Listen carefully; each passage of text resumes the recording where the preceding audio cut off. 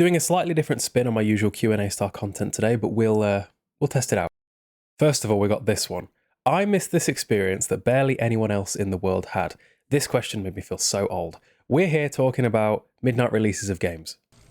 Also, you guys are going to have to excuse my hair. I really timed my haircuts badly when it comes to me going on holiday, then my barber going on holiday. It's going to have been like nearly 2 months in between.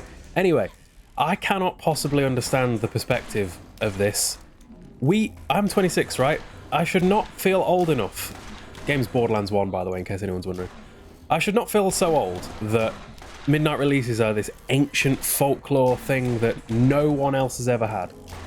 Like, for 2016 through 2020, I worked at Tesco, which means it's only been 4 years since, as far as I'm aware, the last midnight release happened. Because when I was working at Tesco, I'd be the member of staff that would staff the midnight releases for games like FIFA, or Battlefield, or Halo, or Call of Duty every year.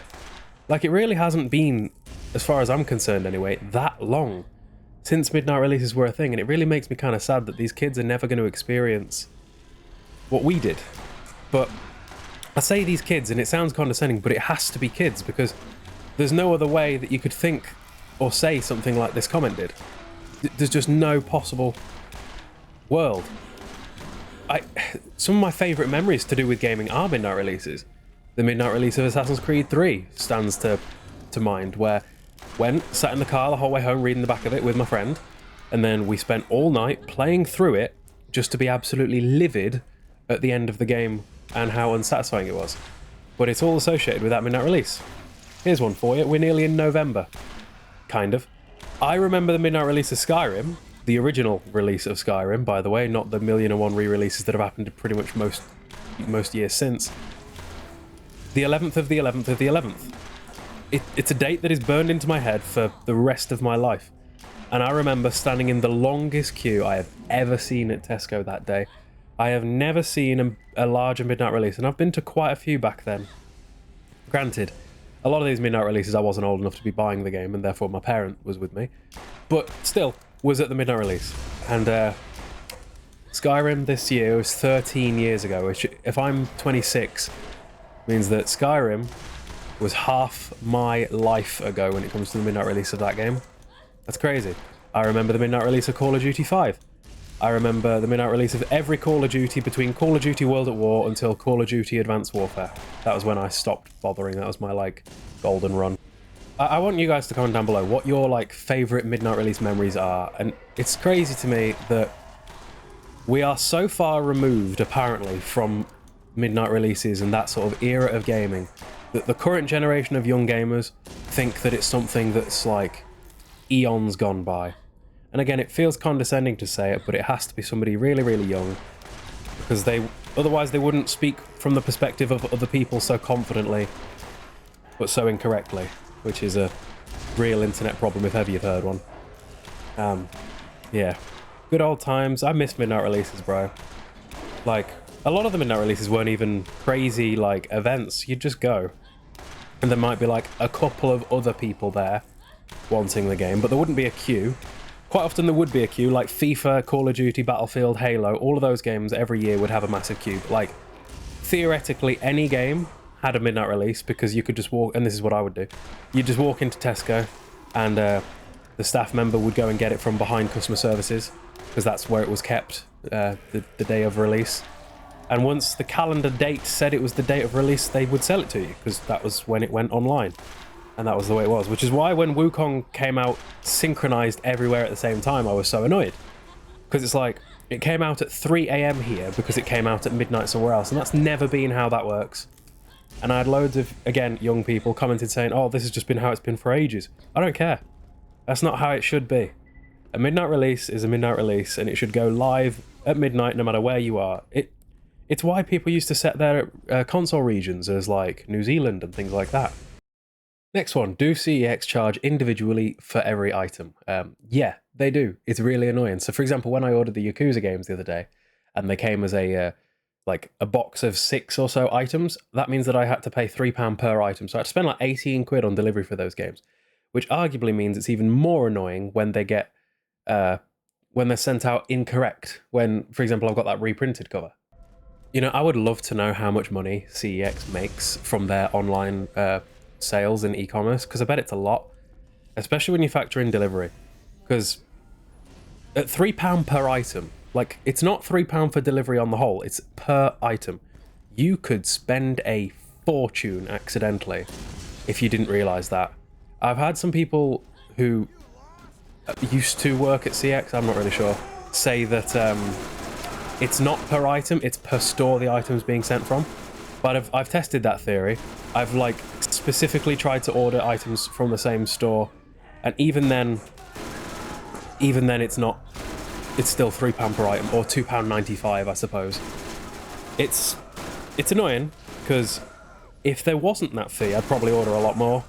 But I suppose I do enjoy the aspect of having to travel to places.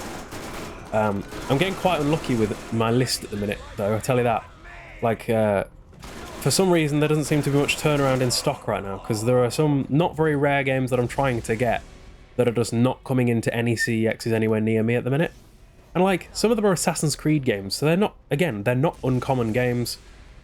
They're pretty common games. So, like, where are they at, though? Also, the odds of me getting a repair kit SD from this claptrap are very low. Borderlands 1, by the way, one of my favourite games ever. I'm currently playing through it just casually while I wait for, what's the word? Dead Rising Remake to come out, because Dead Rising Remake is due out on Thursday, I don't know anymore. The 18th. No, the 19th. 4 days. It's Sunday today, so like Wednesday? I don't know. I would hedge my bets on being able to play it at midnight, but as we've just stated, I might not be able to play it at midnight, in which case God knows what we're going to do. But I'm looking forward to that. I hope they don't ruin it, because again, I love Dead Rising. I don't know why, Dead Rising brings me peace. Always has. I hope that it plays basically the same way as the original did, but with just like some quality of life improvements, like being able to move and shoot at the same time. It'd be cool if it succeeds and they give the same treatment to all of the other Dead Rising games. It'd be very cool if we saw a resurgence in the series to the point where they fix some problems with the franchise. So, for example, I'd love Dead Rising 3 to release on PlayStation, because I'm a PlayStation fanboy a little bit. I have it on Xbox, because obviously I have my Xbox and I play games on Xbox too. But if I had the choice, I'd rather play it on PlayStation. And it annoys me when franchises release staggered and broken like that. So, for example, you can play Dead Rising 1, 2, and 4 on PlayStation, but you can't play 3. Even though originally Dead Rising 1 was a Xbox exclusive as well. So, going back in time, Dead Rising 1 was not on PlayStation, but Dead Rising 2 was. Then Dead Rising 3 released, only on Xbox as well, so Dead Rising 1 and 3 were not on PlayStation, but 2 was. And then a few years later, they re-released Dead Rising 1 for the PlayStations as well, so you got Dead Rising 1 and 2 on PlayStation, but not 3. And then 4 came out, and they released that on everywhere. So, in terms of being playable all on one system, the Dead Rising games have been kind of all over the shop. So it'd be quite nice if they were to do like definitive versions of each game, and maybe even make Dead Rising 4 play like the rest of the Dead Rising games, because Dead Rising 4 is one of the saddest things in gaming to me. That annoys me. Dead Rising 4 is a bit of a fail in terms of the series. Like, a lot of people said the same about Dead Rising 3 when it came out. But then if you compare Dead Rising 3 to Dead Rising 4, it gets bad. It gets way, way worse. It's like, you don't even know what you've got. Also, to anyone wondering about Borderlands, the gun I'm using is a Masher revolver, which means it fires 7 shots, look. So it's like a little shotgun, and it's very accurate, because obviously the crosshair's very tight. And if we look at the weapon card, it has plus 13 ammo regeneration.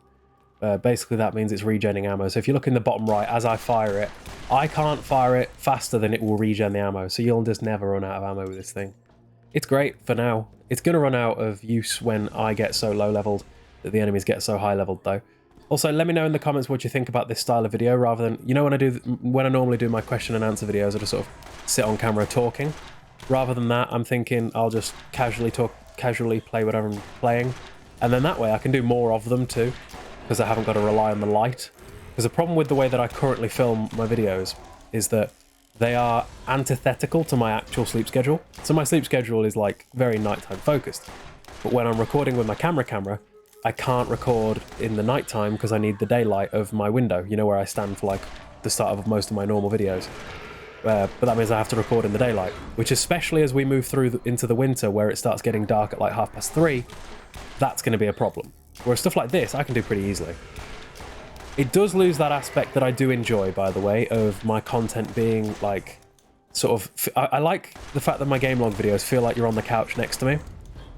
And I want that feel to not really go away, which is why I've kept the face cam. But I do recognise that I think that long term it might hold me back recording the videos like that, because I think that success leaves clues, and the fact that there is no one recording their TV with their camera in 2024 suggests that there's no one gonna be able to. There's nothing in content creation, realistically, on the larger scale anyway, that hasn't already been done. So success always leaves clues. So maybe I'll trial recording screen cap for a while. I don't know how I'm going to do the actual gamelog videos, because the problem with the gamelog videos as well is that if I'm not playing a game that's brand new, people don't care. So like the X-Men and Captain America videos really flopped. So it's like, I don't know if I can afford to put in that many hours making a video like that for it to flop. So I'm going to have to play around with the way I do things there. But obviously the Wukong videos all did pretty well, but that's because Wukong's a brand new game. So I'm thinking maybe I stick to doing gamelog videos on brand new games rather than older games. I don't know, we'll see. Something I really wish I could do, by the way, while we're just rambling, is I really wish I had the, what's the word? The written ability to do retrospective style games. Because what I do while I'm playing games is I often sit there and watch like multi-hour long retrospectives on games that are like really well written. And sadly, I just don't have the actual written skill to do that, like to write a script. I've died. I have died very few times in this playthrough.